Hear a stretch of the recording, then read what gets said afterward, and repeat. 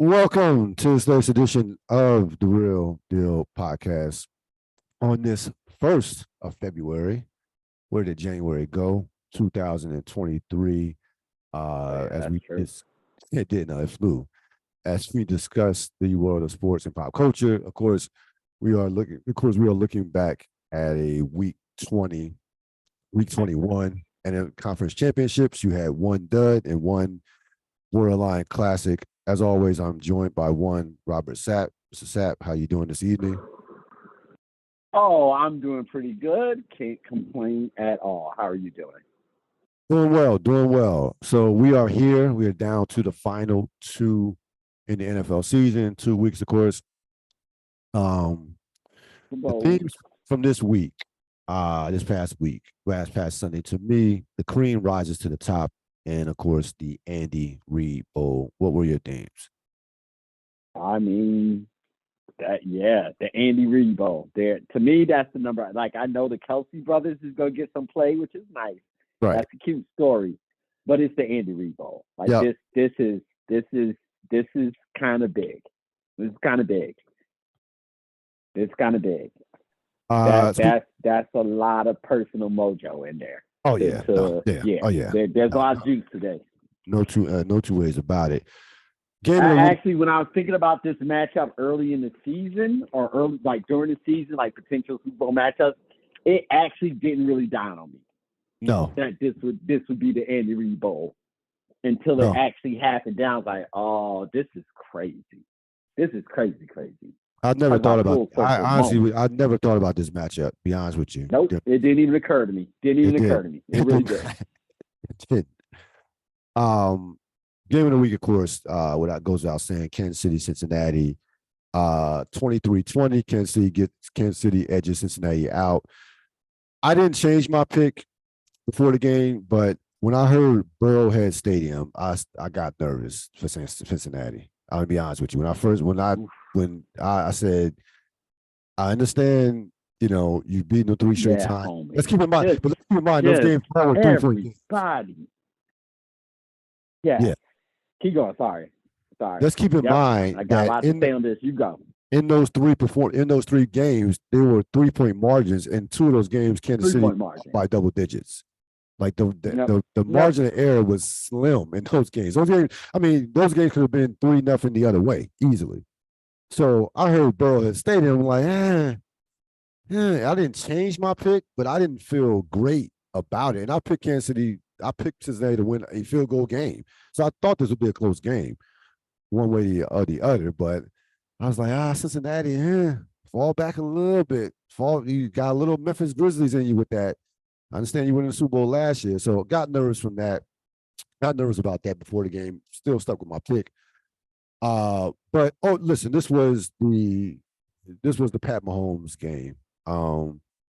Pat Mahomes was the best player on the field without question. Maybe and Chris Jones being a close second, but yeah. This was I agree. Chris Jones was a beast, but Pat Mahomes showed you, who he is, and it really like we know he's great, but he's the best player in the league. Without question, he's the best player. That's beyond great. That's beyond. We know he's great. We know this guy is an all-time. It's not even a question. Is an all-time great talent, but this was a elevating performance, considering that I looked at this team and they are not, and I mean, and you can attest to this, they are not as talented as previous Kansas City Chief teams from top to bottom. They're not. They're great in the right places on the offensive line with Chris Jones, of course, at quarterback. They had, at one point, like 8 rookies in the game. We know what they lost with Tyreek Hill. I would say this was the best performance to me, considering the circumstances. This was the best performance of his career, I feel like. And he, like, when you think about, and that's saying a lot, considering a guy who is 10-3 in the playoffs for his career, and he just was spectacular Like he just did. He just it was just like, it was one of those performances that just elevate your status, and his status is already high as it is. We'll get we'll get into Cincinnati a lot as well over the course of the program, but Kansas City showed you that it was kind of like one of those games where Kansas City had to remind people like it still belongs to us. Like we still are the top dog in this league. We still are the premier franchise. 5 straight NFC conference championships appearances. Now three Super Bowl appearances in 4 years. It was just a reminder, a friendly reminder on who they are. Little Golden State Warrior Steph Curry-ish, one might say. Yes. Just in That's case a great you forgot comparison. who I was. Absolutely, because perfect. Who we are. Pat Mahomes being Steph Curry, and then the team not being as talented as it once has been. Absolutely. And fighting off let's say Cincinnati could be like the Memphis Grizzlies at 100%. This was exact talking to a team that talked too much as well. That talks too much as well. We'll get on the NBA in a couple months here, but yeah, this was a reminder, and it's like a veteran team that knows how to win, and is comfortable in playing close games. Like we talked about Cincinnati playing close games and being comfortable. Well, so is Kansas City. They played in a number of them over the last 4 or 5 years. Kansas City's not scared of any situation at all. No, at all. No. They've been in every single situation ever. And so this was about Mahomes, and this was a 3-player game. Mahomes, Kelsey, Jones. That's why I said the cream rising to the top. All 3 of those guys play big at top level. At top level, all 3 of those guys played at top level and dominated this game, and still only won by 3 points because Cincinnati is that talented. No, they're good.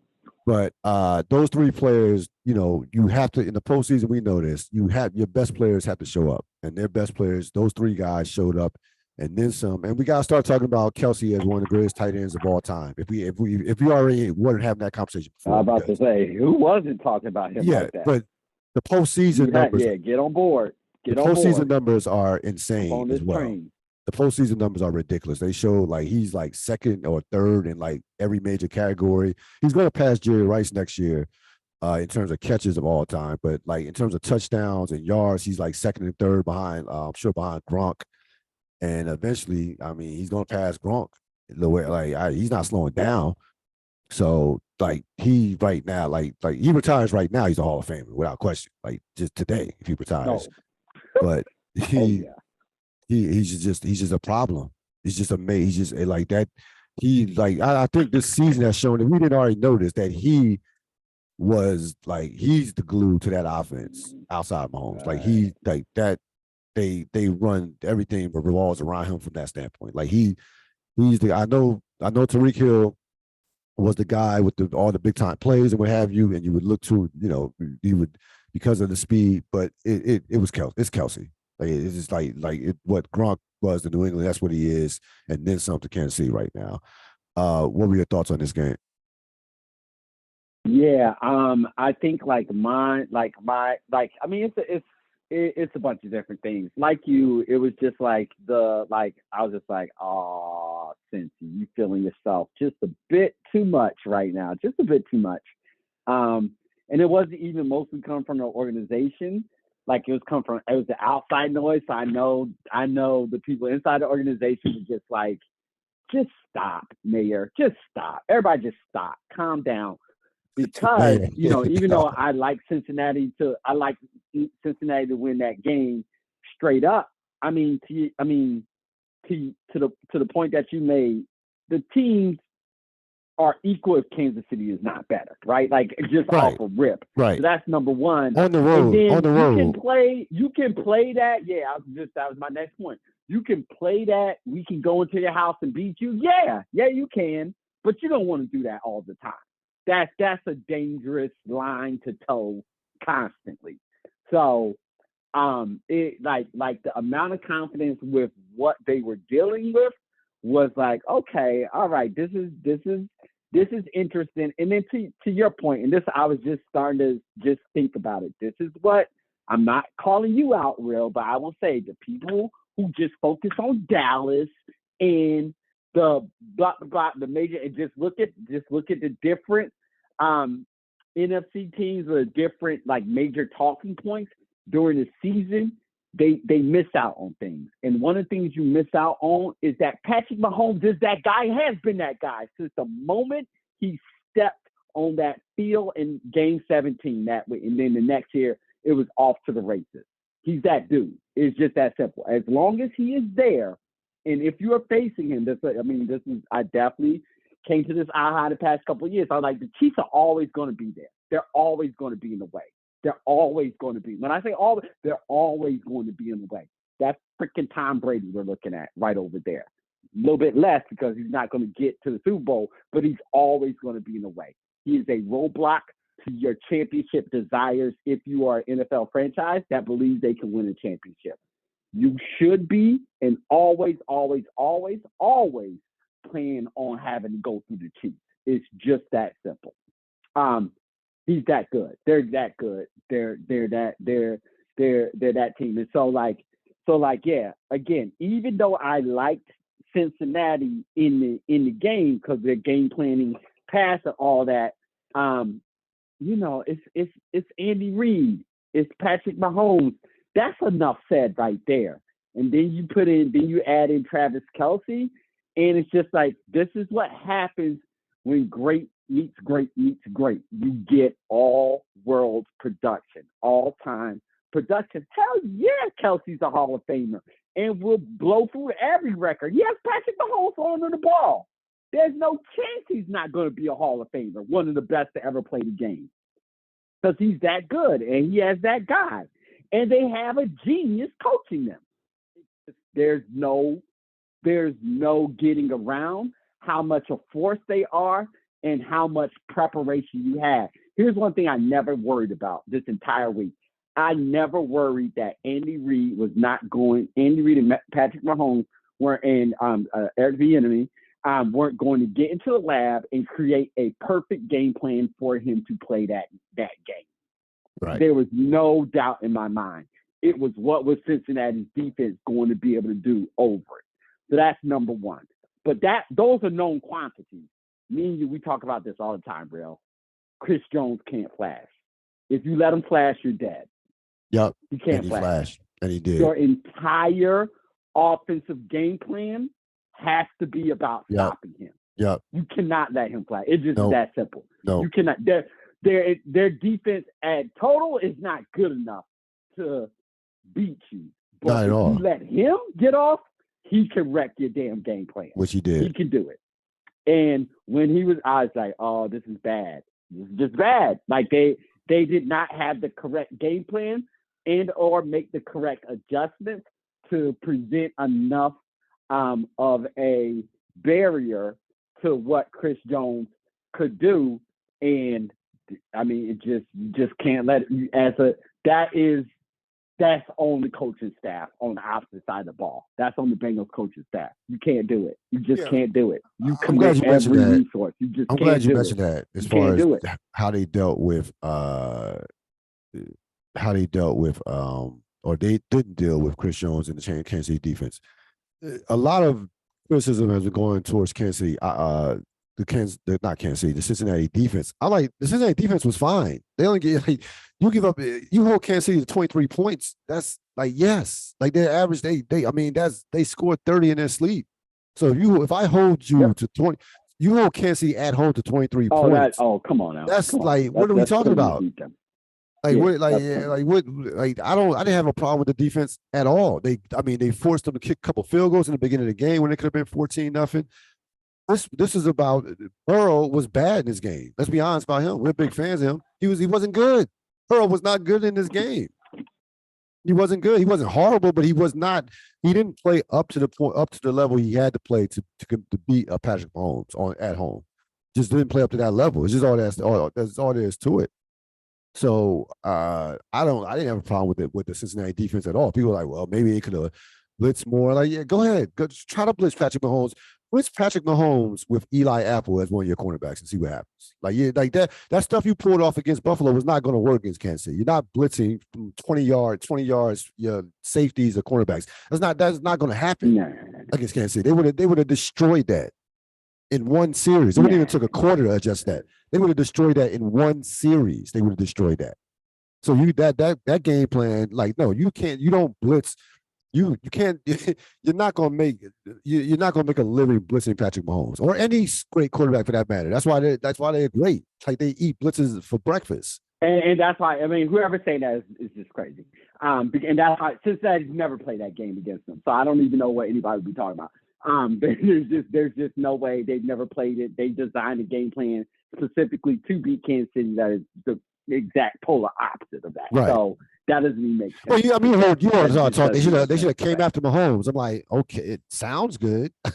No. That's just crazy. It's just crazy. Like, that's just crazy talk. There's just literally no. They just not. That's just not a reality. That's just not reality. That's not a thing. That's just not a thing at all. So crazy. That's just crazy. But Chris Jones. So that was my second one. Right. And then the third one is just what got Kansas City in the past against Cincinnati was fourth quarter adjustment. Yep. That's what got them. And lack of patience. In particular, the lack and the adjustment is not running the football in a manner in which could be physical and break the defense out of what they were doing, or at the very least limit the amount of possessions that were going on. Now, I'm not saying that was game changing or anything like that, but here's what I will say: Cincinnati had to mix up what they were doing a little bit more in that fourth quarter defensively because of the pressure that the run game was putting on them, which created more opportunities for Kansas City to possess the ball for a little bit longer of time. Now, with that being said, it was still a razor. Like, we're talking about this game in a lot of different, it was still a razor thin edge, and a couple turnover here, or turnover that doesn't happen here, turnover that happens there. Who knows how it goes? That's what happens in these close kind of games. But I do think the impact of Jones and the willingness of Reid to tweak and Bieniemy to tweak their offensive style in the fourth quarter contributed to them leaning towards getting the 3-point victory rather than losing the 3-point victory. So yes. Those are my thoughts. Yes. No, 100%. And I was on them last year when Kansas City was going through their, a little bit of when they were struggling last season, not this season, of course. You got to give Spagnuolo credit. Like, they mentioned it during the broadcast. There was some stuff there was some stuff that he showed that he didn't show during the regular season that he pulled out in this game. Like, he moved Chris Jones around. That was great. That especially on that last sack Chris Jones had, the offensive line had no chance on that. Oh my! The backup, oh my Lord, he had zero chance on that play. And this is what you talked about with your organization from a standpoint of how you got to think that during that game against Kansas City in the regular season, they against Cincinnati, they are thinking, yeah, we want to win this game, but we have something bigger in mind. If we think we're going to see this team again, so we're not going to show them everything. Well, not going to show them everything. That's next. That's playing chess. That's next level. That's a championship organizations thing. Yep. And that's the point. You have to have the belief first in yourself that you're going to be in those big games. Right. To even start thinking like that, right? Like, of course, other teams are going to empty the entire bag because they don't know if they're going to be in that game. But Kansas City damn sure knows they're going to be in that game every single year, unless something crazy happens. So yeah, they can save stuff. Yes.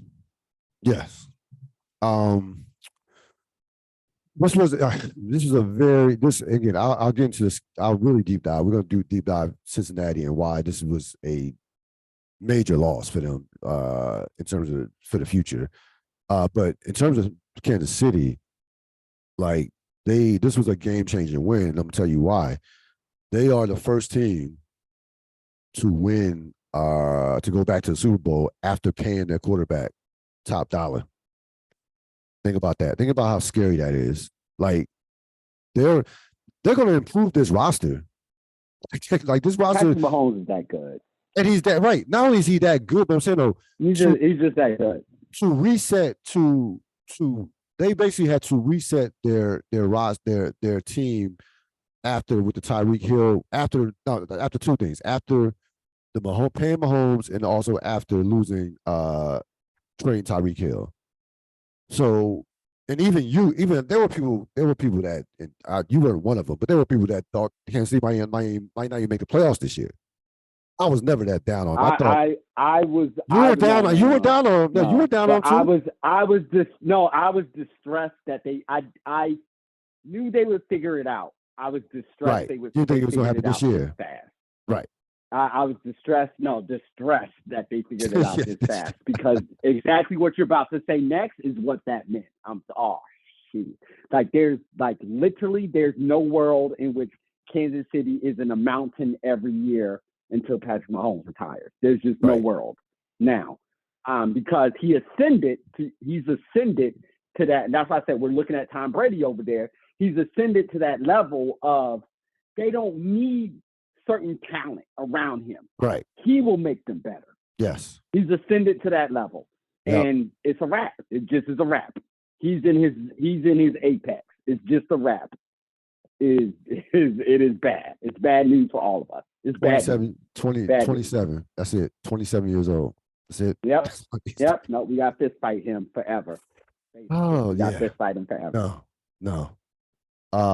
We'll get more into the Cincinnati and the fallout from this loss. I don't think enough is being made of it. But we're going to shift to the other conference championship. This is not this. Real. They did lose to the number one seed. No. I'm not criticizing the loss, but I'm saying though there's some ramifications. Considering where their franchise is, what's going to transpire in this offseason. Like I'm not knocking them for losing. They have had it pretty nice these past couple of years. It's a big loss though. Living on a cloud. That cloud is about to end in this offseason. It is. The verbal does burst. It definitely does. Games of note: Philadelphia, San Francisco.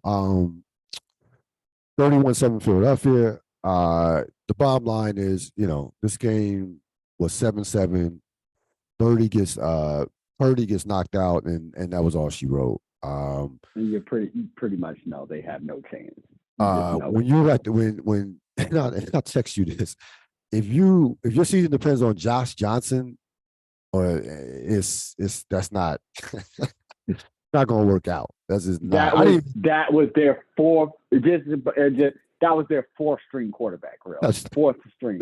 Like at a certain point, your offense has to stop functioning. You can't go through 4 QBs and still have a functional offense. That can't now. So I mean, I give them all the credit with Purdy. I'm just I'm heartbroken. That was a miracle. That was I'm just heartbroken for him. But sorry, keep going. Sorry. Yeah, the game was really officially, done at that point, officially over with the Purdy injury. But even still, 14-7, they're hanging around. Maybe they can go in at halftime and do some things, figure some things out. But Josh Johnson fumbles without anybody touching him, basically drops the ball. Philly gets it 21-7, all she wrote. Listen, the Eagles did what a championship team should do in that situation. That is take advantage of the situation. Yeah, at home. Absolutely. And this is what I love. This is what I loved about.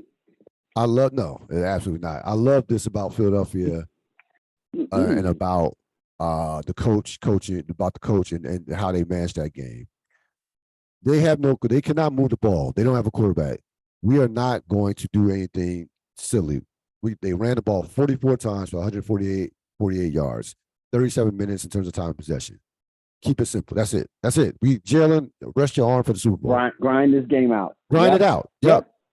They're going to make some more mistakes, which the 49ers did with the turnovers. They're going to make some more mistakes.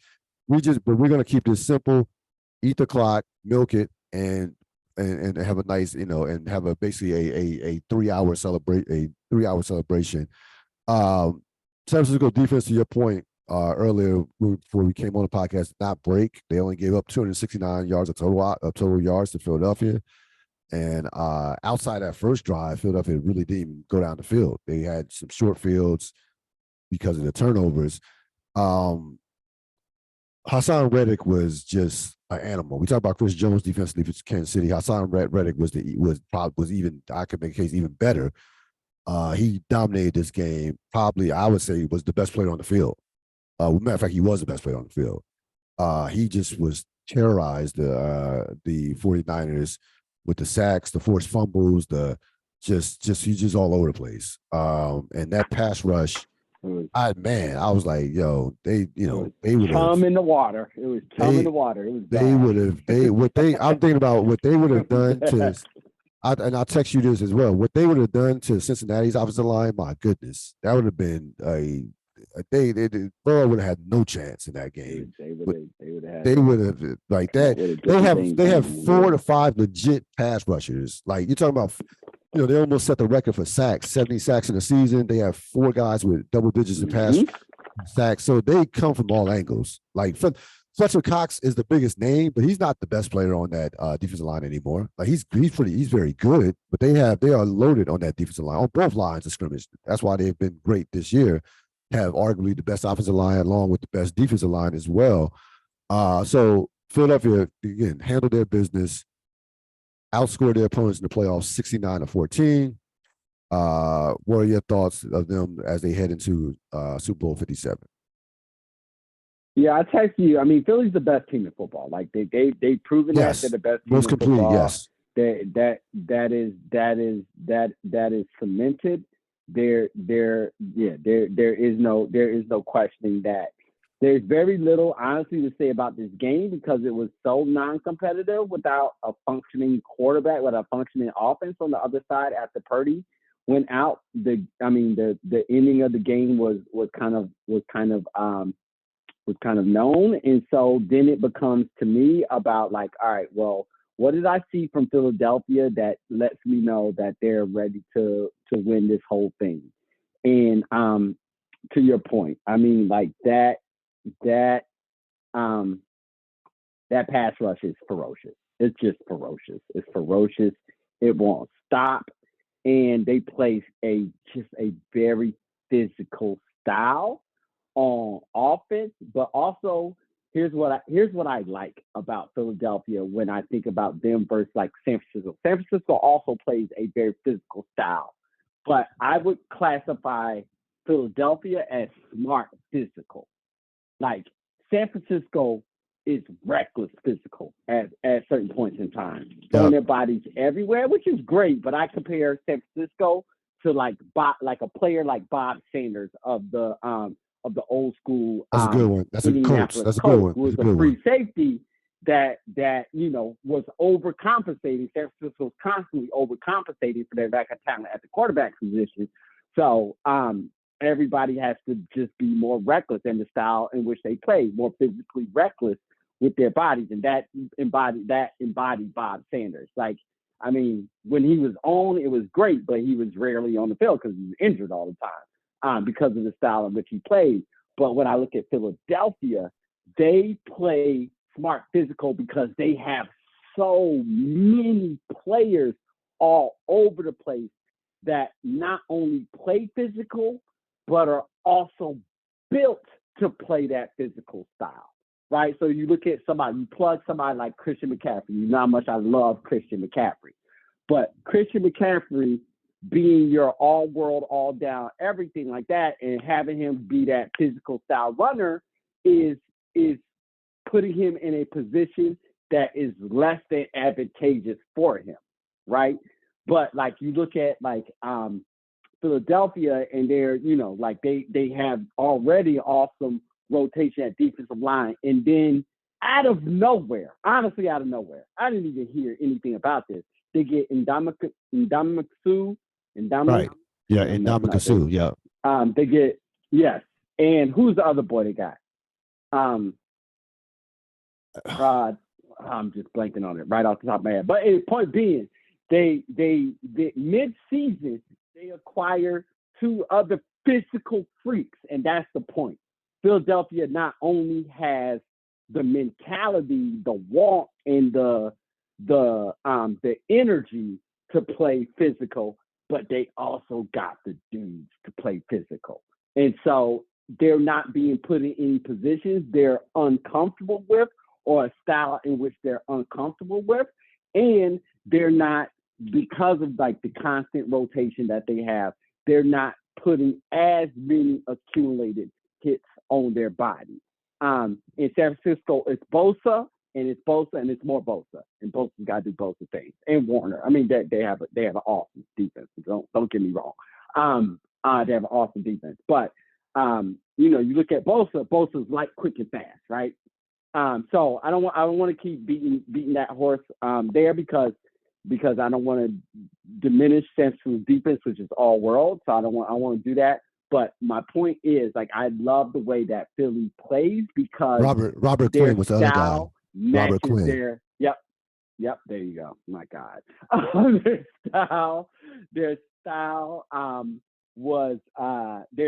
matches the physical talent of that team, and that to me, like last week when I went on a rant about how my team has a crisis of mixing style with talent. Philadelphia does not at all, not even a little bit. They have the perfect players to fit their system and the style of physicality that they want to have. And if I know anything about Andy Reid coach teams, is physicality bothers them, offensively and defensively. It bothers Andy Reid's team. Yep. So that right there, even with the game kind of being non-competitive, that right there lets me know Philly's ready to win this Super Bowl. Yes. Especially with this particular matchup. Listen, they've been the most complete team all season long. This team has won now, 16 games. You're talking about, you know, rarefied air as far if they win 17 in 2 weeks or in a week and a half or so. Only a handful of teams in NFL history have won that many games. They are a complete football team. They're very well coached. They don't have to really even like out scheme you because of the overwhelming amount of bodies and talent and the physicality. To your point, they don't schemes are great, but when you have so much talent at all, you know, all positions and both sides of the ball, it's kind of like, you know, keep it simple. Like I you know, I'm not comparing them to the 92 Cowboys, but similar in terms of Jimmy Johnson. Those they wasn't doing things. It wasn't real complicated in terms of what they were going to do. No, they were not. No, it wasn't. Big and strong. We had the best players. We're going to lean on you everywhere and take our shots down the field when you put 8 or 9 men up at the box to stop Emmitt Smith. And you go, so you can go one-on-one with Michael Irvin. Good luck with that. So you can try to defend our running game. Cool. We got A.J. Brown and Devontae Smith waiting. So no.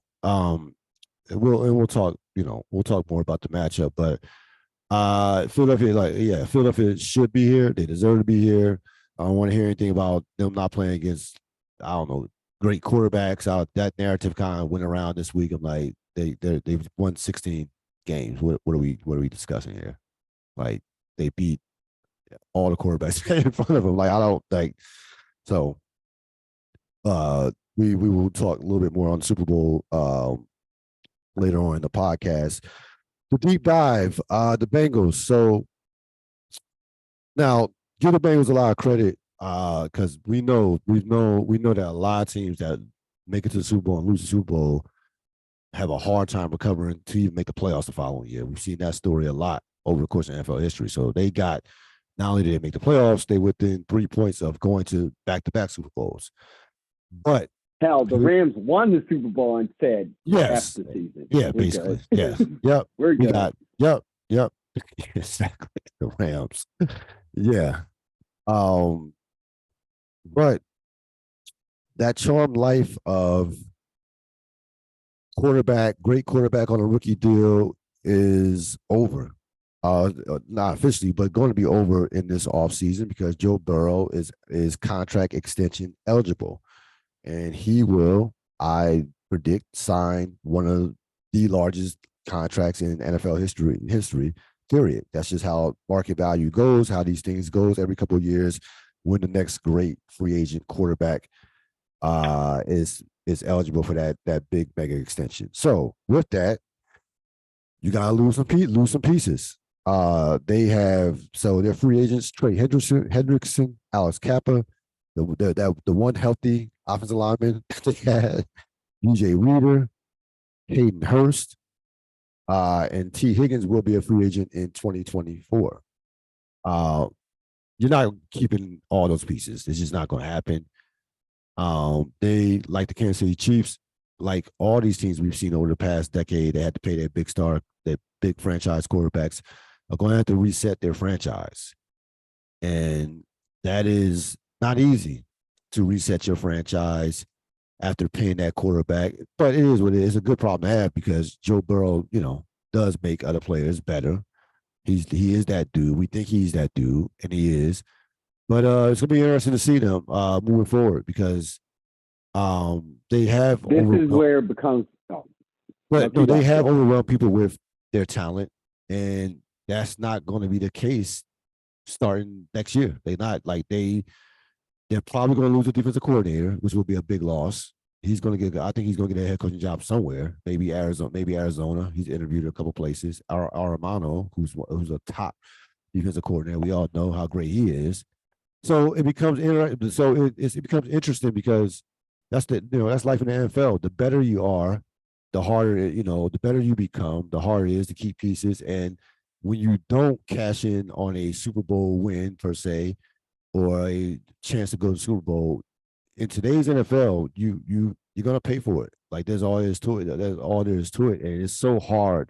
This shows you what Kansas City's done is just out of this world. It's so hard to stay great, consistent year by year.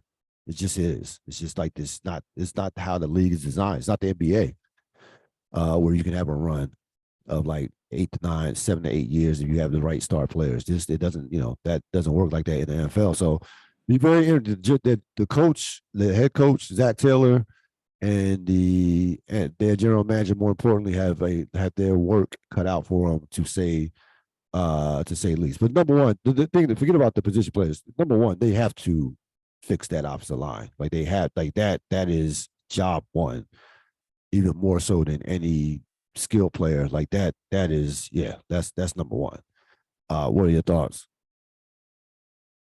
Yeah, no, I'm just gonna say like this is where now organizational philosophy and how you run your organization come into play. That honestly is the thing. Like what you say, like the conversation about the quarterback paying the quarterback and like the rookie contract quarterback and everything like that. It's just yes, economically that statement makes sense, but in reality, it doesn't make the greatest sense in the world because not only do you need to hit on a rookie quarterback, which is already hard enough in itself, but you need to hit on a great rookie quarterback, and that great rookie quarterback has to then win the Super Bowl, or in the first part, that young quarterback has to then win the Super Bowl within his first 4 or 5 years. That's a lot to ask. That's a tremendous amount to ask before that kicks out. I think the thing is, there's only been 2 quarterbacks that have won the Super Bowl within that rookie window. One's Russell Wilson, and I forget the other one off the top of my head. So it's not even like a realistic thing that happens like all the time. So it's just thing. What it does speak to is the fact that what happens is you have to run your organization. Like this separates the men from the boys in terms of running an organization. What is your philosophy? What does it look like? Peyton Manning's a beast. Indianapolis's organizational philosophy, have to pay him the money, everything like that. We're leaning all in on offense. We're shortchanging defense. We'll figure that side of the ball out with low-cost free agents, draft picks. You have one or two over there. Of course, you got to have a stud or two over on that side that you got to pay. But other than that, all the resources are going to go to offense. If Cincinnati is smart, that's the way they're going. You lean your defensive coordinator goes bye-bye. Absolutely. That's what happens. Absolutely. Your coaches are gone. Players are like that. All the great things that come with being a great team, those are the negatives that come with a great team. But this is stuff, organization, you can't be scared of. This is reality. You cannot, this is a thing that you have to deal with. You have to. It's just that simple. I think if you look at New Orleans, they're actually the model for how you kind of go into the tank on a quarterback, because they went all the way on the other side with Breeze, where that contract was so humongous and so out of control that they had to get really, really creative, and it stunned them for a second. But then they got their mojo back through the draft. And so organizationally, philosophy, you got to have an organization philosophy. Where are you going to invest the majority of your dollars in? That's one. And then two, the big one. This is the huge one. This is the one that everybody struggles with because it's not an exact science. You have to hit in the draft. You have to hit in the draft. I'll say that again. You have to hit in the draft. You have to hit in the draft. Like, that can't be a playground anymore. Can't take risks, can't take chances, can't do weird things. You have to hit in the draft if you're gonna want to stay competitive. And then identifying the correct free agent becomes a big deal. Right. So this is all, like you said, this is all GM and coach now. You pay the guy his money. Burrow's the guy. Pay him his money. You don't even think twice about it. No, that's not it. Yeah, of course not. You look at the rest of your roster, and then it just becomes roster construction. Now, I mean, really, to really me, becomes roster construction. I 1,000% agree with you. They definitely should take the Kansas City. You don't break that receiving core up. No. They can't pay. Well, here's the thing. No, here's the thing. You're gonna lose Higgins like that. Because you're gonna have to pay Chase in a couple of years. So you're fine with Higgins and Boyd, and the tight end and finding a tight end. You're fine with that. Hendrickson is like your Chris Jones, so you have to pay him. So that goes out. Hendrickson has to get paid. But Reader gone. T. Higgins after next year will be gone. And you got one more year with Higgins. Like, you got one more year with him. But he's like, probably right. You're probably right on Higgins. I love Higgins, but you can't. I would move mountains to keep Higgins. Oh yeah, you do everything possible, but you understand that. To keep Higgins. I will too. Higgins would have to. How many teams would have to say? Wait, are those moving mountains means losing Chase in the future? Like, you can't. I don't think you can keep both of them. No. Higgins and Chase. I don't think you can keep both. Those are like two number ones. I would. Here's what I'm saying to you. I would sacrifice any part of the defense for that. I would. You have to choose a side. You have to. When you're paying, but you gotta have at least. You gotta have one stud on defense. You have to choose a side. But you can't. I can't sacrifice my best. I'm sorry. I can't. But no, even with the coach, no. Look at those. Let's look at the two teams that you just gave. I know. Dwight Freeney. I know exactly. Look at the coach. I know exactly where you're going. You're right. You're right on that. But then look at what they did with Marvin Harrison and Reggie Wayne. And Reggie Wayne right in the window. You have Burrow. Burrow has to eat all the time. But remember, Reggie Wayne was has to eat. No. Reggie Wayne was younger. Was younger than Harrison. Yeah. They developed Reggie Wayne. They didn't come this close together. Like, Higgins and Chase are like right next to each other. That's the problem. Like, Torrey Holt, Isaac Bruce. I could do this all day. I can just do this all day. Not when. Yeah, but even those guys, when your quarterback is the whole show, then you arm your quarterback. That's the side of the ball you lean on. That just is. That's the point. I think Henderson. Now, am I saying they pass can? rusher? I think Henderson is a premier. I don't disagree. I can't lose that guy. Rush the quarterback. But you about to pay your quarterback $500 million. You are. You going to shortchange him? I know. I'm not. No. Here's how I'm not. I'm not shortchanging him. You have that dude, and you paying that guy. No, I'm going to go. I'm going to lean. That's the part. No. I'm going to this. And folks, how we're talking right now, these conversations are being had. Yeah. Right now. They are. We're in Cincinnati right now. This is like a weird actor. That literally is the care. Yes, that's literally the Cincinnati. You're gonna have one guy talking about Higgins and one guy talking about Henderson. I trust you. I'm telling you. Yelling at each other. Absolutely. But I hear what you're saying, and I would move heaven. That's when the owner steps in, who actually has to pay the money and tells everybody to shut up. Yeah, basically. How much is it gonna cost? I gotta cut the I can sit here all I want saying give him everything. Like, hold on now, that ain't your money. Yeah, I love Higgins, but I frankly I don't see if I were predicting, I think they lose one of them. Chase is they're keeping Chase. He's he's their franchise. That's not even that we know Chase is going to be there, but I would say it was going to be between Higgins and Hendrickson between those two. All three of those guys will. Yeah, I mean Chase, Henderson, 100% real. I agree with you. Higgins is the one that's going to go.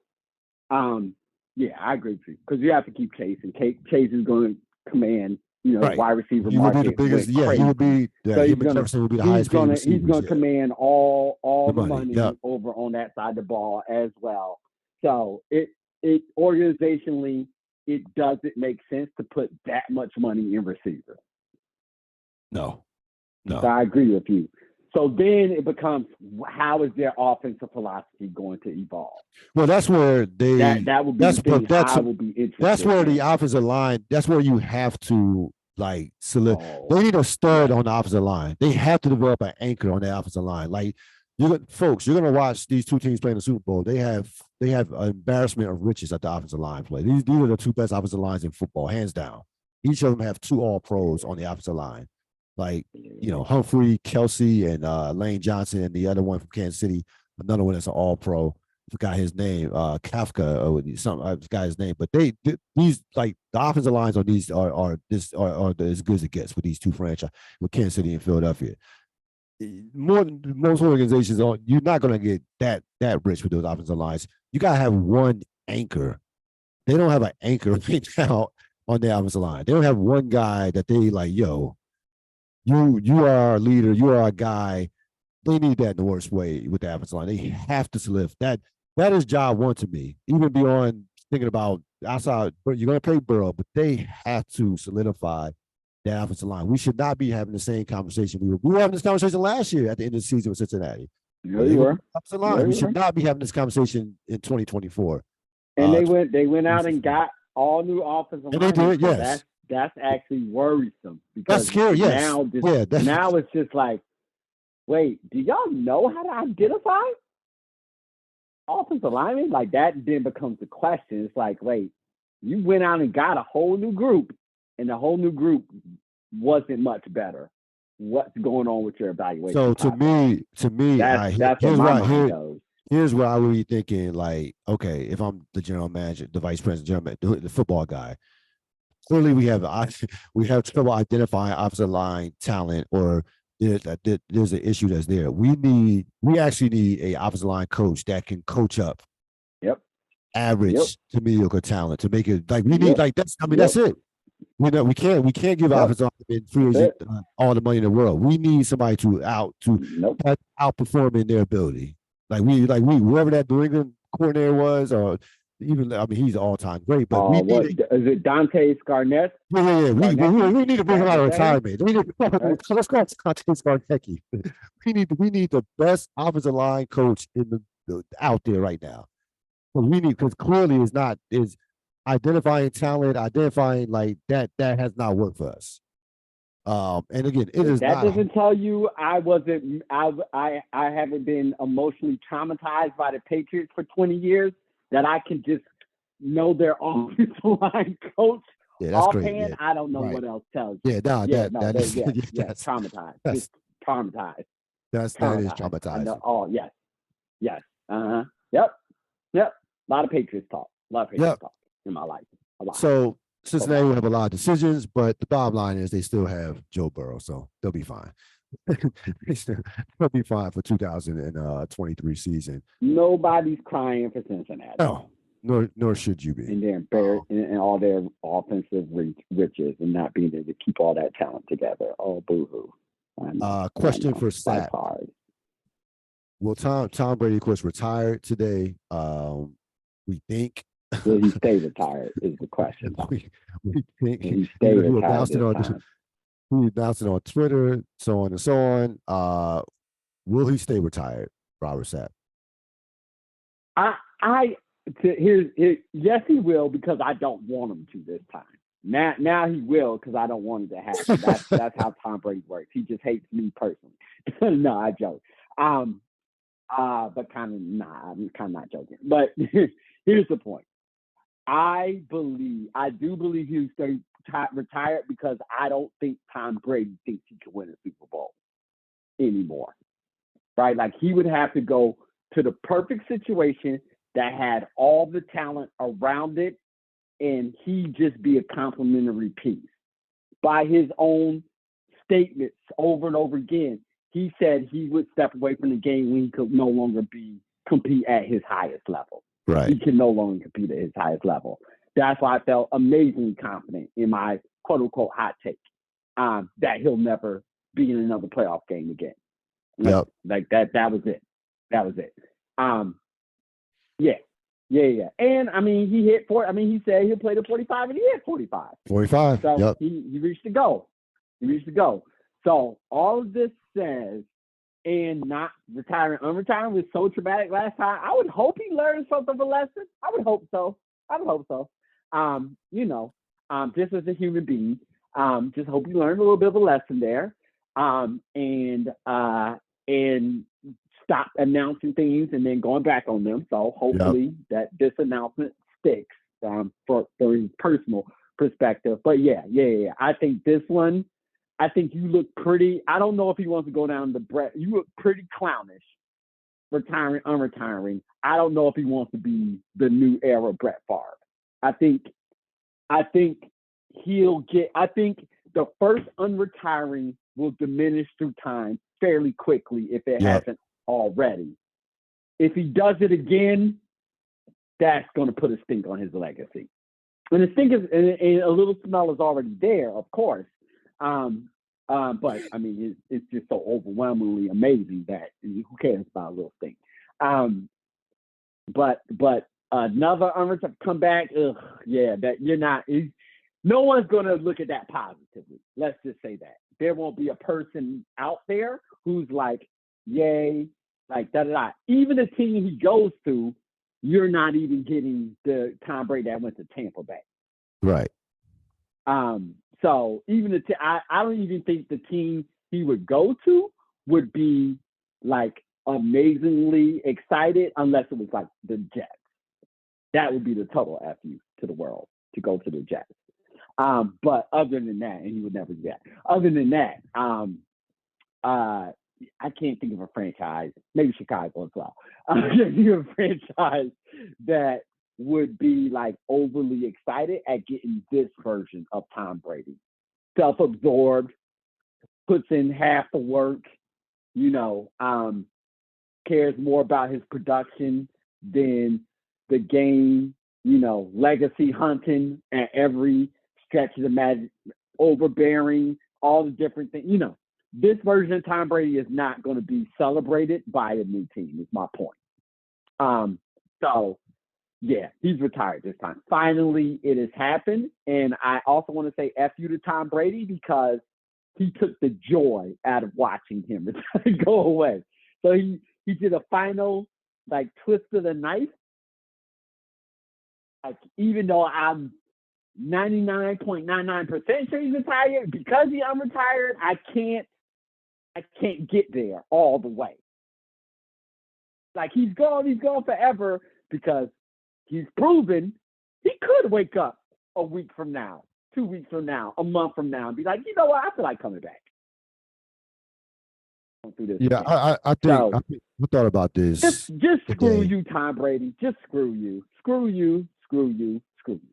I thought about this today. Never come back. I think I over the course of the day, especially towards the last part of the day, I thought to myself, like, yeah, he's done.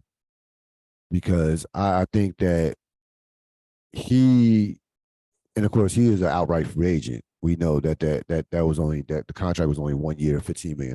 They had a bunch of incentives and what have you. So he's an outright free agent. But I was thinking about teams you could go to. And obviously the one would be, I mean, you mentioned Vegas. We talked about that, but he knew he couldn't win Vegas. But the one team he could go to that just lost in the conference championship would be San Francisco. And I was like, sure. He has too much pride to be the reason why that team would not get to the Super Bowl. And then on top of that, why would San Francisco want him? Right. Yes. Yep. Yep. You're San Francisco. Why are you bringing in Tom Brady? And I also thought that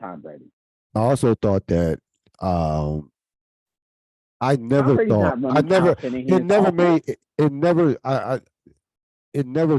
me, I never completely bought into Tom Brady ever being a ring chaser at this stage in his career, like with 7 rings. Like, I just, like, it just didn't, that jumping to the best team or Real, team you're trying to make an argument. This one, you're just trying, like, the question, why would he come back? That's the point. Why? Yeah. He's done everything. Yeah. There is no point to come back. There just is no point. So all the players we can play this game. Ring chase. He has 7 Super Bowls. He has 7 rings, right? What are we talking about here? There's no ring chasing. No. So far ahead of what? Yeah, no. Getting 7 Super Bowls? That's not a thing. No. Stock up. Retirement was pure ego. It was pure ego. Yes. Yeah. Stock up, I had to say Chris Jones. We know he's been a tremendous player for like the last 3 or 4 years, but this year he'll probably finish second defensive player of the year. He's took his game up to even another level this year, and in that game, in the most important game of the season, he was just frankly just dominant. They couldn't block him with anybody. Give Spagnuolo the credit for how he was utilized, moving him around. But he was just man possessed. Like he was just all over the place. Every snap type caliber player, which I think is underrated, plays the run is equally as well as rushing the passer. He's just a tremendous. He's just a great player. Like, he's just all. I think this is how dominant Aaron Donald has been. I think Aaron Donald has just overshadowed all the other defensive players. Chris Jones has been great for at least 3 or 4 years, to be honest with you. We just didn't give him, just not getting enough credit, maybe because, can't see the market, whatever. He doesn't do a lot of commercials, NFL players, but he's really been a top player for like the last 3 or 4 years. But Aaron Donald has just been light years ahead of everybody. So it's kind of like Aaron Donald has had rendered everybody else not meaningless, but the next person like, okay, you're great, but you're not Aaron Donald. So in a year where Aaron Donald kind of came back down to earth where the Rams were terrible, we got to see like some other guys, where Micah Parsons and what have you kind of stepped to the forefront, and Chris Jones was near, or Nick Bosa as well. But Chris Jones was near or at top of that list, especially playing with a team that's going to be in the postseason every year. So he gets stock up for me. Who is stock up for you? Andy Reid. Stock up. Just masterful game plan. Just a masterful game plan. And then like I know like this is the hard part, and this is why like even in my conversation I'm like, oh man, I get it. And now I'm starting to see why Bieniemy is getting passed over, because keep giving all the credit to Andy Reid. So if Andy Reid is if he's truly playing, but that's the hard part when your head coach is a once in a lifetime generational offensive mind. It's really hard to then not look at like all his contributions to it. But so let's say Andy Reid, Eric Bieniemy. Let me give him his credit as well. They produced a masterful game plan with the quarterback who had a high ankle sprain the week before, and a quarterback who you would have said was lethal outside of the pocket, and like that was his uber superpower. And to not have that against a team that you had lost to 3 straight times, 2 times at home in very discouraging fashion in a variety of different ways. And we forgot to mention about that game. They lost 2 receivers during that game. They lost Hartman and Juju Smith-Schuster. So they were down. I mean, Sky Moore. I'm like, who is that Sky Moore? Yeah, they had all the adversity. I was like, yeah, they had all the adversity in these 2 games, and to just keep. I mean, like all the other things that all us other teams complain about. Like I'm listening to my franchise, my fan base complain about like how like when our players go down, why don't we have the complete stuff? Flawless execution.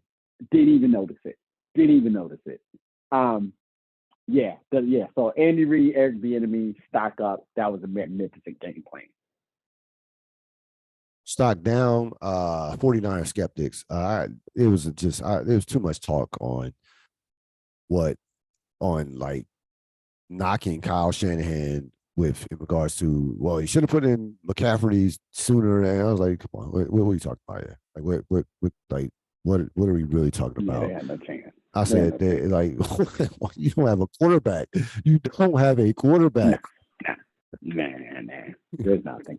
Nothing you can do. Just take it. You just gotta take that L. It's hard. I know it's hard. That's a bitter pill to swallow. We understand. You just gotta take the L. Yep. Bitter pill when you losing an unfair fight. It's bitter. Basically one arm but tied behind your back. But there's nothing that Kyle Shanahan could have done. Nothing. There's not he's a masterful game planner, play caller. It's just like you. I mean, no. Not against that team on the road. No, not against. It just wasn't going to happen. And I mean, I know 49 fans complain about the back-to-back conference championship losses. Let me keep this in mind about that. No one expected the 49ers to get to either one of these championship games the last 2 years. Nobody during the season. Nobody in the regular season at the beginning of the season, last year or this year. We're talking about the 49ers getting to a conference championship or to a Super Bowl. Nobody. So I think they have somewhat exceeded expectations in the last 2 years. It's not like Green Bay's back-to-back conference championship losses a couple of years ago. No. This because they were expected to get there, and before losing to San Francisco and Tampa Bay back-to-back years, and losing to Tampa Bay at home. A couple years ago, no one expected the 49ers to get here, especially this year. Like after you're down your 3rd string quarterback in a regular season, like so. I mean, you could be hurt as a fan, but in terms of criticizing the coaching and we that I can't take you serious like that. At that point, that's just emotional. Who you have stock down? Here's the question I'll get to stock down in a second. Here's a question that just dawned on me. Should McDermott and Shanahan swap franchises? Like, how does this happen, right? Like, Shanahan's a genius offensive mind. McDermott's a genius defensive mind, yet they're the pride and joy of their team is the opposite side of the ball that they're the most familiar with. Give Shanahan Josh Allen, my God, right? My God. Yeah. The way that this thought, the way I'm joking, but here's what like that. As you were talking, I was like, the 49ers need to get that dude, no matter how much it costs. Shanahan needs that dude. Like let's stop playing all these other games. Get that dude, tear that defense apart. Yeah, the defense is going to have to go apart. And then I was like, why does Shanahan have a dominant defense? Like, why is that a thing for him? And then of course, then I put to my team where I'm just like, like we need genius on that opposite side of the ball. So I say that that was just a thought that it's just like San Francisco, like if I am a 49ers fan, my problem is kind of like similar to what I have with the Bills in terms of Shanahan is managing a side of the ball that is tricky for him to manage, and the side of the ball he's the most familiar with and the most dominant at doesn't have the requisite pieces that fits his genius to take it to that next level. So, and what sparked that was when you said they shouldn't even been in those championship games. And you're right. And then I started thinking, why aren't they? Why is that? Why aren't they building a squad that is expected to be in a championship game every year? Why is that not a thing for them? And the reason why is because they don't have that beat at quarterback. No, they don't. Don't draft, don't identify and get them. Period. In the story, don't even think about anything else. No, they absolutely have to give that due. But anyway, here's why I give them credit though. Here's why I give them credit though. That this is the mistake that a lot of franchises do make, right? I'm sure they want to find that dude, and they thought Trey Lance could be that dude, but they don't panic in terms of overpaying for a free agent like a lot of these franchises, and they stack the talent around them.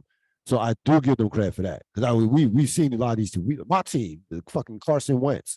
I was arguing with a fan the other day about, we only give a second round pick. Yeah, that second round pick could have been great this year to have. Other than that motherfucker, are you kidding me? So I was arguing with a Commander fan last night about he was worth it. I'm like, no, he was not worth it. He was not worth a second round pick. He wasn't worth any picks. Damn it, shit. What are we talking about? I need that person to not talk anymore. Oh, it's like, it's like these franchises go. These franchises go. These season's over. You can stop kicking up for your franchise's dumbass. Yeah, my God. That's what the off season. I like these friends. I like yelling at your franchise and the dumb shit they did. Yeah, to the 49ers credit, they have not panicked in terms of chasing a quarterback with a dumb free agent signing that sacrificed like cap space or draft picks. But to your point, ultimately, they need that dude. So this rolls into my stock down. The stock down with the 49ers is the stock down is injuries for the 49ers. That's always stop. That's always their stopping point. That's their Achilles heel. It's their Achilles heel all the time. So it's injuries, and then I want to kind of like spin that specifically stock down on the elbow injury to Brock Purdy. That's so tough. That's so tough. It's not like life isn't fair, but damn, that's rough. That's rough. Like this kid is ascending beyond ascending, way past his pay grade, way past expectations and everything like that. And in the biggest game of the season, he's gonna get a elbow injury that could keep him out minimum 6 months. After that, you're talking about Tommy John surgery, and who knows? Yeah, that for a third string quarterback, that's a damn near death sentence. Yeah, no, that's rough. That's tough. So down, so just thumbs all the way down, whatever, just down, stock down on injuries to the 49ers, but particularly the elbow injury to Brock Purdy. That was such a tough beat. That was a tough beat. Who won the week? And the stock down to our enjoyment of the NFC Championship game. Damn it. I had that one later on. Like that's coming for that's coming. I have some more on that. Who won the week? That game. To me, this was an easy one for me. Patrick Mahomes, just dominant, man. Just he took his career, and this is saying a lot for a guy who's already accomplished everything. Super Bowl MVP. He's going to be a 2-time MVP after this year is when it's announced in a couple of days, or next week, I should say. But he went up another level with this performance. I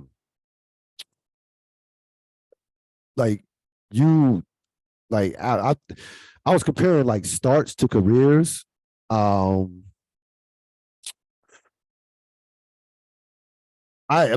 This is the best start to a career that I've ever seen.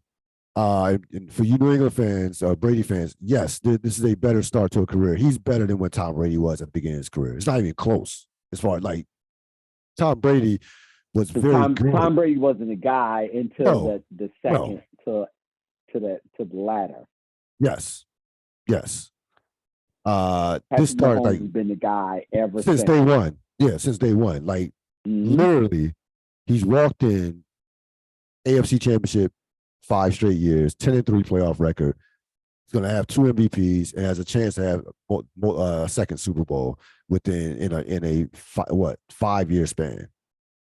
Like 5 years starting, but 6 years technically because he didn't play the first year behind Alex Smith. So that you can't have a better start to your career than that in the recent modern era in my lifetime. I haven't you gotta go back to Montana. Like I look at Montana's first 5 years for in terms of the winning and MVPs and from that standpoint, we're talking that's 40 years ago. Also, yeah. I was trying to think Bradshaw in there too. Probably Brad, right? But in terms of the winning, but I don't think Bradshaw was ever was Bradshaw clearly wasn't the best quarterback. No. That's the difference too. Bradshaw in terms of the winning, yes. Team success. Yeah, it was more. Yeah, and I'm sure you can go way back. No, the only that's why I said we look at Tom Brady. The only comp is Tom Brady. Tom Brady. That's it. Montana and Brady. That's the only comp. That's it. Those are the only two comps. Brady and Montana. That's it. Those are the comps. That's it. And those are the comps. Universally regarded as the 2 greatest quarterbacks of all time. After that, you got to start going to other sports. You got to start going to other sports to start thinking about. Yeah. But that's when you know you're in just just in rarefied air, where the only way I can compare you is to go to boxing. Right. try to find a exactly. Like the greatest in boxing, literally. And then I was thinking, in the only thing that prevented him from having the Super Bowl success was a fully realized Tom Brady. And he even ran Tom Brady out of New England because Tom Brady's like, I can't beat him with this squad anymore. Exactly. I gotta get a new squad to even have a chance at another championship. How about you talk about being unlucky? Mahomes was not this Mahomes then. How about 2018, right? Go ahead, sorry. That game is won. Wasn't it Chris Jones that was offsides? I think it was Chris Jones that was offsides. Chris Jones. Yeah, it was. Yeah, it was Chris Jones. Yep. That game was won. Yep. The game was over. We forget about that. They would have beat the Rams that. They would have smacked the Rams that year. In that particular, they would have smacked the Rams. That Ram team, not last year's Ram team. The 18 Ram team, they would have smacked them. They would with Jared Goff, they would have smacked them. So it's like his record. The record is just, if you really break down his win-loss record, the divisional dominance is insane. It's insane in this era, and this with the salary cap and everything that the parity that what he's doing, what that franchise is doing is ridiculous. It is ridiculous, and he is the head of the snake. It's all there is to it. It goes without saying. Like I said, I'm not saying anything that nobody knows, but this win was this was a next level win. This was the big. Super Bowl win, of course, a couple of years ago is the biggest game of his career because it's a Super Bowl. But I can make a case that this was the most important. This could have been one of the most two important wins that he's had over the course of his career. Definitely the best game I've seen him play in a big spot. To be honest with you, and forget about just the numbers, just willing your team to a victory. As a competitor. As a competitor, to look across the field and have that team come into your home again and deny you a chance at a Super Bowl again, that's something that as a competitor you can't allow to happen. No. And that's what I respected that so much, and respect that so much about Mahomes. We say this all the time. They get a little Golden State-y, absolutely. That's why they're such a great comp in all areas where they play around, but they play around because they're so great.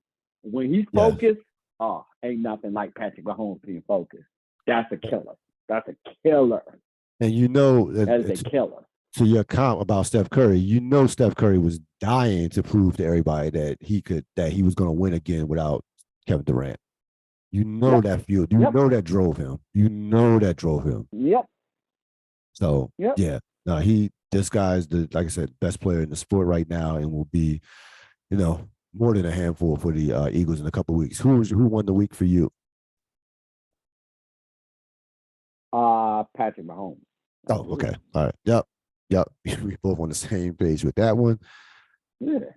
Biggest disappointment. I had the Eagles 49ers game. I was so hyped and anticipating this game as just heavyweight, Frazier, Ali, just physicality, strategy. I was so, and then at 7-7, I'm like, okay, here we go. After McCaffrey touchdown, I'm all excited, like, okay. And then, Purdy goes down, and that was that. It was like the air was out the balloon, and it was like, damn, like I just gotta wait for Kansas City, Cincinnati. Yep. I'll wait for Kansas City and Cincinnati. Yep. No, I really, really was anticipating this game. And it was it's one of those things that's just a part of football, unfortunately, with the injuries, and it happens. By the way, I mentioned this earlier about not giving Philadelphia they do about in terms of the quarterbacks. They knocked both of those quarterbacks out. So they gotta get credit for knocking them out. That's what a great pass rush does. So I don't want to revisit that. I don't want to hear anything about they're facing Josh Johnson or facing Christian McCaffrey or whatever. They knocked their quarterbacks out. they knocked them out. So that's what a great team does. It's just unfortunate. It's just unfortunate. Yeah, this is not a blame on anybody. It's just unfortunate. So that to me was the biggest disappointment. That's part of the game. Yep. What was your biggest disappointment? Oh, that game. Come on now. Oh yeah. Yep. Easily, that game. It's not. There's nothing close to that. Just nothing close to that. That was the game I was looking forward to very much, and I got a 9 game. Didn't even have the hope of competition. That's the part that was just there. I mean, just like you said, as soon as it happened, game over. Like I didn't have to watch anything else. No. It was just it was background noise at that point. Obviously some big coaching news the last couple of days. Again, to kind of get the hors d'oeuvres out the way, you had DeMeco Ryans going to Houston. No surprise there. He used to play for Houston.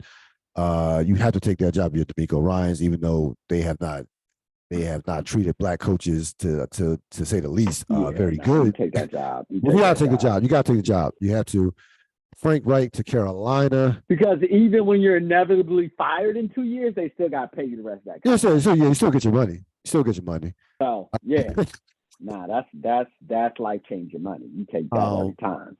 Frank Reich to Carolina. So you had that going on. Sure, yeah, whatever.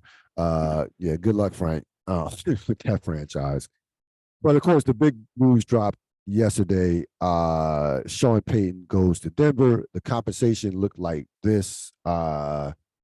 Saints get a first-round pick for this year from Denver, and they also get a second-round pick from in 2024. Denver gets a third-round pick let me get this right, in 2020.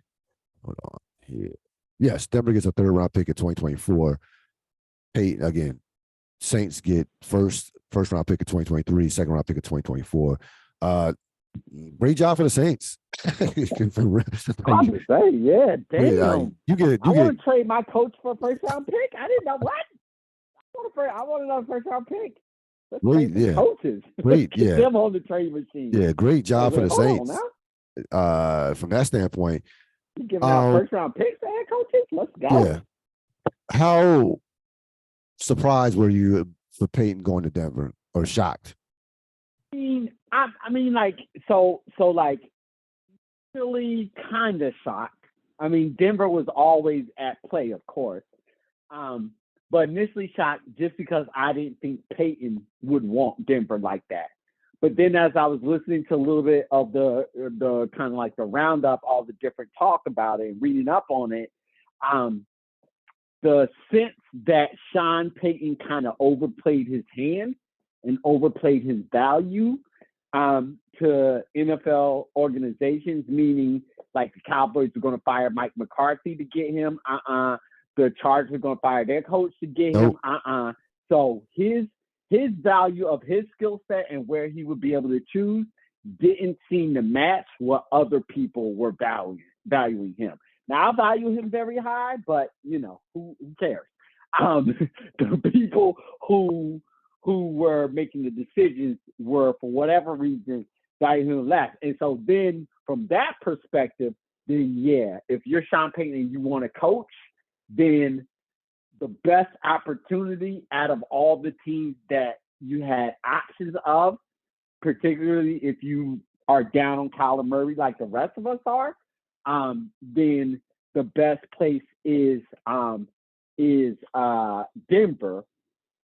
What I wanted a little bit more excitement for someone that I think has the caliber of talent that Peyton has at offense to make an immediate impact. So that's why I was kind of rooting for the San Diego Chargers personally. Right. Yeah. But in terms of, if I look at it from the Bills' perspective, in terms as competition against the Bills or making noise in the air, this was the least impressive thing.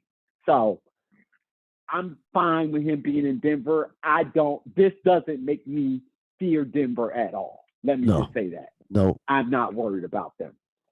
As I was listening to Buffalo sports talk, it moved on to Sean Payton, and somebody made a really good point. As this is now Sean Payton's team. If Russell Wilson can't get it done with Sean Payton, it's not going to be Sean Payton that's out this year. Russell's going bye-bye, and they'll find somebody else. Yeah. So that's probably the biggest thing, the biggest turn out of this is that Russell Wilson is immediately put on notice. He may not have a season like he had last year because the blame will fall on him first, and then whatever happens after that will be on Sean Payton. But this year is almost like a mulligan and a complete referendum on Russell Wilson. No question. So, and Wilson's contract. We shall see. I don't love it for Peyton, to be honest with you. I don't love it for him, but I don't love it. Choices. Yeah, but no, to your point, it was like, it's only 32 of those jobs, and most of all the top jobs were taken. Like I said, once once the Chargers decided to keep Staley, then that was that. Like that, because that was to me, that was the job. Like that was like you didn't even care about him being in with the Cowboys. That didn't even move the needle for you. Yep. But it was that Charger job that scared the death out of everybody, including yourself, in regards to what that Herbert could have been. What that could have been. That one was scary to think. So here's the Russell Wilson contract. Of course, he signs the 5-year, $242, $124 guarantee. So next year, 2023, the cap hit is not that bad, only $22 million. So Peyton has 1 year with all the players that they have with some of the skill players that they have, the receivers. They have some good receivers, and some of the players that they have on defense. He has 1 year to turn that around to see what he can do. After that, you're talking 2024 cap hit $35 million, 2025 $55 million, and then just 58. Then it just gets ridiculous. Going on. That $55 million, you'll never even see that. So you don't even that's 2025. I don't anticipate Russell Wilson will see 2025 with the Denver Broncos myself. I think this is probably not. This is probably to your point, this is I think this is probably going to be a one and done for Wilson After with Sean this year, Payton. we Unless will know unless he bad just Hackett was and Wilson. We'll be able to clearly differentiate those. Yeah, that question will be answered. Yes, that question will be answered without question. But Bar's so low in Denver now. That's the great thing coming in as Peyton. That's also from PR wise. You just need to put together a functional effing offense. That's it. That's it. Just an offense that can go forward consistently. That's all. That's all. Not asking too much in the first year. We just want to go forward.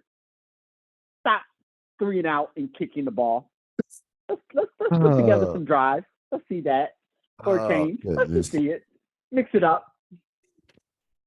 Throw in the first down every now and then.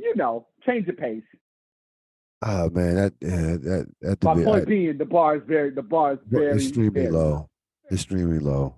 It is. There's pretty much no way Peyton walks out this year not looking like a genius. Unless unless they have a year like this year again. Right. Then it's bad. Yep. But even with that being said, it's still going to be Russell Wilson's fault. Yes. Yep. That's where, to your point, that's where Payton was smart to take this job. Yes. That's where he was smart. Yep. And but by the way, after that, brother, it's all on you. Yeah. No, you'll get 1 year. You got 1 year from that standpoint. You better be eyeing a quarterback somewhere around here. Around these parts. To your point, I would have took this job over Arizona because I just the culture in Kyler Murray. I'm good. I'm good on that. I'm good. I mean, I'm absolutely it's weird out there. It's weird. It's like what? It's too many. It's nah. I'm fine. Oh my God. Yeah, I don't know. It's just something that's just not. It's something in the water is something that's just not. That just don't add up in Arizona right now, and I don't like. I mean, they don't. It seems to me that they're not even sold on Kyler Murray as a franchise. They seems to be they feel like they reluctantly paid him. So it's like I'm sure Payton was looking at that like, oh nah. Arizona is a poorly run organization. Oh, they've always been. Historically, they've always been. Poorly run organization. You can't trust them. No. You just can't trust them. They've always been. No, they've always been. If you're a coach with any juice, why the hell would you go there? No. Why? Just why? No, they've always been. If you're one of the ones that just have to take one, like D'Amico, then it is. That's one thing, yeah. But not if you're a Super Bowl, winning coach. Like no. Nah. With your choice of jobs. Not going to Arizona. We're going to deep dive the game next week in terms of the nuts and bolts. Just some initial thoughts on this game when this matchup came about. Yeah, I got big ones on this. So I have two competing thoughts in my head. And I don't know. I'm glad that we're not going to deep dive into this until next week. No. Because I don't know how to reconcile them right now. I love the Reid versus Philadelphia angle. I love it. Beautiful. I love it. I think it is the perfect revenge for Reid, and I think he will be geared to go and have his team geared to go in a way that is not normal. That's just thoughts by we were there for all of it. You just know what all of that meant. You just know what all that meant. This is not another Super Bowl. For lack of a better word. It's not just another Super Bowl. No. So that is delicious. But also my favorite stat is out there. Patrick Mahomes led the league in passing. No quarterback in the history has ever won a Super Bowl when they led the league in passing. I mean, it just is facts. It is facts. So I love that one. That's my favorite one. And so I have those competing thoughts in my head because it's wonderful. It's a wonderful one. I've seen it ever since I've seen it. I was just like, that's so true. And that's the one that led me to the Peyton Manning destruction in that Super Bowl. I was like, yep, there's no way they're gonna win this. So I have to wrestle with those two concepts in my head because my early indications to leave Kansas City. even though I believe Philadelphia is the best team in football, my early feeling leads Kansas City, but I got to think a lot more about this game.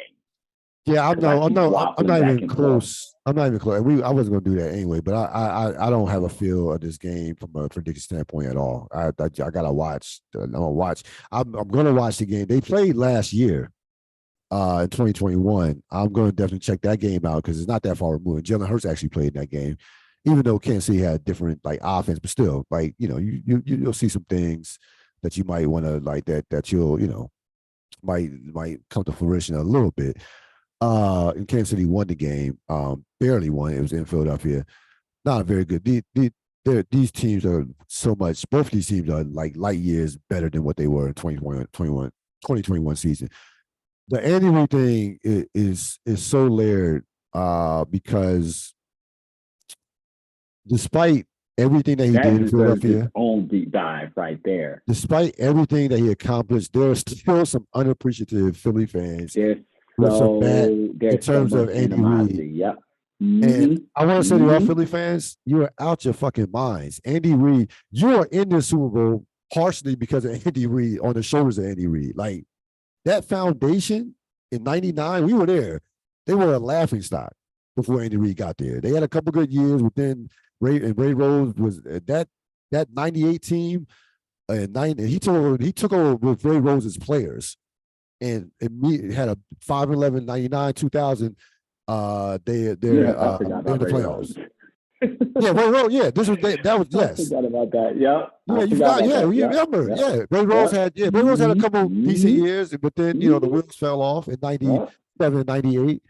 '98 in particular, where they I think they were like because that was after Green Bay, right? Green Bay, Ray Rose, and then Ray Rose actually got a job after Philly. He coached Green Bay after. Yeah, Green Bay was after Philly. Okay. Yeah. Ray had some rough years between those two franchises. But the Philadelphia franchise as it stands was only in this position because of what Andy Reid, on the shoulders of what Andy Reid built. He changed the complete I give him again, Jeffrey Lurie in '94, Andy Reid 99 completely changed the culture of that franchise. Completely shifted the culture.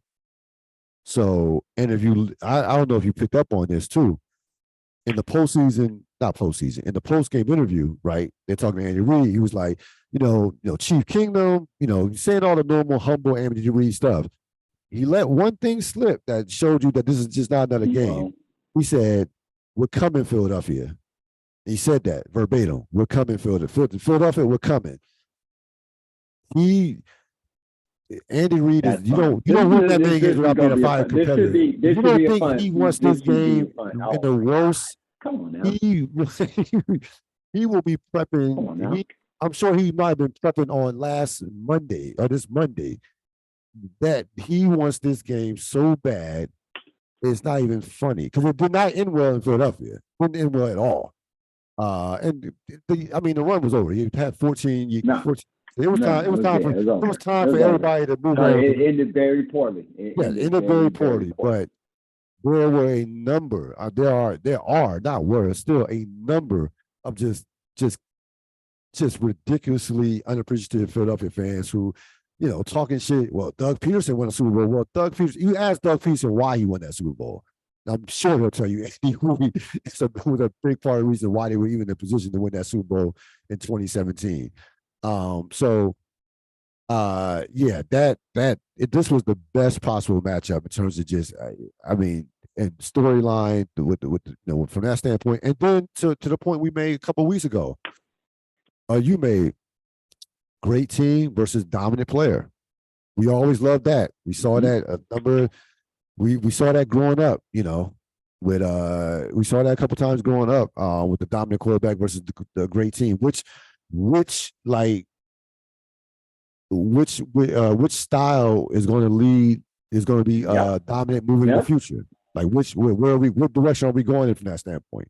The complete team or the dominant, just iconic player, so to speak, or the dominant quarterback? I'll be very generic. With all due respect to Jalen Hurts, who will be second, who will be the runner-up MVP. But it's so very true. This is the reason why sports work and why we love it. This road has been windy as all hell with all types of different things, but they ended up with a fantastic matchup. Yeah, this is how it should have ended. This is how the season should end. Yeah, no question. This is fantastic on every level. Well, hold on, slow down. Ain't nobody saying all that, but I'm sorry. Too soon. It's a fan. Exactly, way too soon. It's a thing. I mean, it's delicious. It's a delicious matchup. It really is. So. You got all the storylines, all the ways to go. The matchup is fantastic. Different styles, just everything. Different city energy, all the stuff. Yeah. I can't. We barbecue. Come on now. Cannot wait to. I want to go to the tailgate. No, I can't see barbecue. Yeah, I can't see barbecue is what between the cheesesteaks and the barbecue. That's it. Oh, yeah. No, this is a fantastic. This is a good one. A fantastic matchup. I think this was the best possible matchup out of all the matchups we could have got in terms of the conference championships. I really need you to slow down. I do. No, in terms of the conference championships, the best possible matchup. In terms of who played in the conference championships. The team didn't play in the conference championship. I'm saying I like talking about in terms of playoffs. In terms of who played in the conference championship. Yeah, no, I hear you.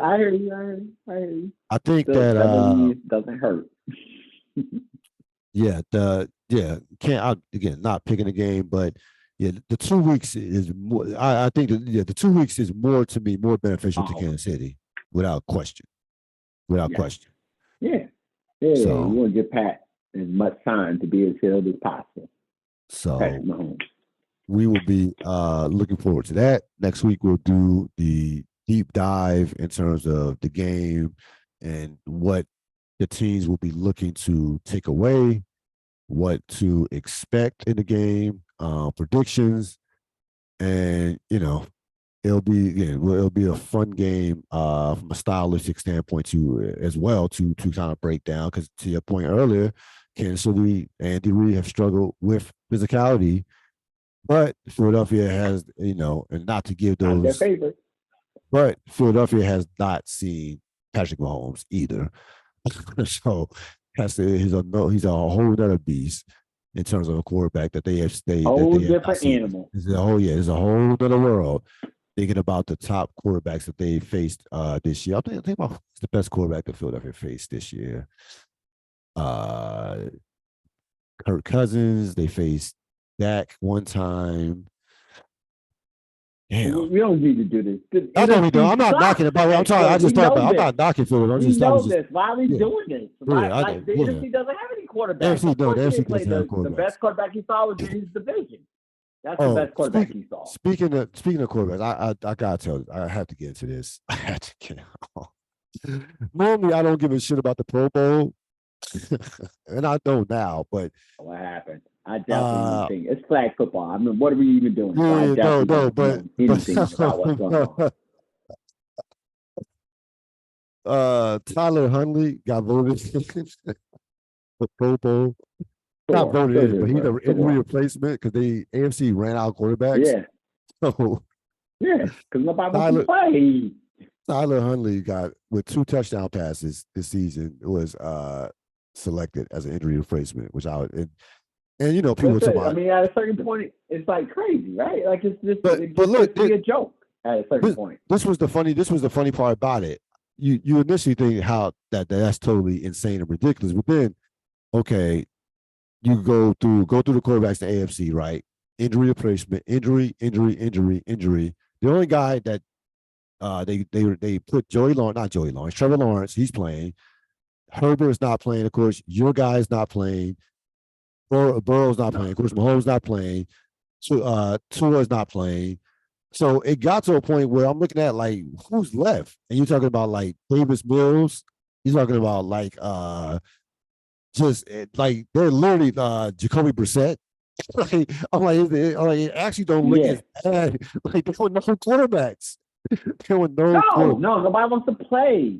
I'm like, how about let's just cancel the game? What are we yes. even doing? Why are we still playing the Pro Bowl? Just make it's an honorary thing, like AP, like All Pro Bowl honorary. Tie the contracts. I don't give a shit as to like how that levels up, but stop with this farce. Yeah, just stop. Please stop. Just at this point, just stop, please. Yes, please stop, please. What I don't even understand what this is. Like what is happening? Yeah. The skills competition for flat. What is happening? Yeah. People and by the way, care about are playing in the skills. And by the way, what? If you are a fan of the Patriots, you remember how that could go well, how that could go wrong. Robert Edwards, that's no protection against injury with a flag football game. If it's in the sand or I don't know on whatever that. So let's just like. Which is why nobody even wants to go. No, nobody even wants to go. No. If you want to have a trip to Hawaii, have a ceremony, sure, you knock yourself out with that. But. You just do it. Yes. How about this weekend is NFL Honors Weekend, and you can do like Pro Bowl, like everybody can do like a Pro Bowl selection ceremony, right? Yes. Like you come out in maybe they have blue jackets, red jackets, or whatever. You can then add the NBA thing where they have the number of years, maybe pins, whatever. Catches, whatever. Just ceremonial. Whatever, but at this point, I don't know. That's as smart as the NFL has been about their business. This is the dumbest thing. This is the dumbest thing they have going by far as how they deal with this Pro Bowl shit. And as smart as the NFL is very smart how they conduct business. They are. That's like you don't become. Well, it's just this is the depth now. Once you move it to flag football and skills, it's like just shoot this thing in the head and bury it. It's done. It's done. It's done. So this is the end. I think we can say we're steering towards the end of this being a thing. Yeah. All right. Looking forward to it. Next week we'll be back again with the Super Bowl, the Deep Dive Super Bowl preview. As always, thanks to Robert Sapp for joining me, brother. All right, sir. Appreciate you. You have a great rest of your week. All right, you too. That's going to wrap it up for this latest edition of the Ril Dil podcast. This podcast will be up by tomorrow morning. We also have we had a bonus podcast on Monday with Karita Parks. Check that out. She, of course, is the owner of Parks PR firm, Parks PR. And we talked about, of course, Bethune-Cookman and Reid. So check that out. This podcast will be up tomorrow. I will see you next time. And again, we have a lot of interviews coming up in the next couple of months. So stay tuned for that. Have a great rest of your evening. So long.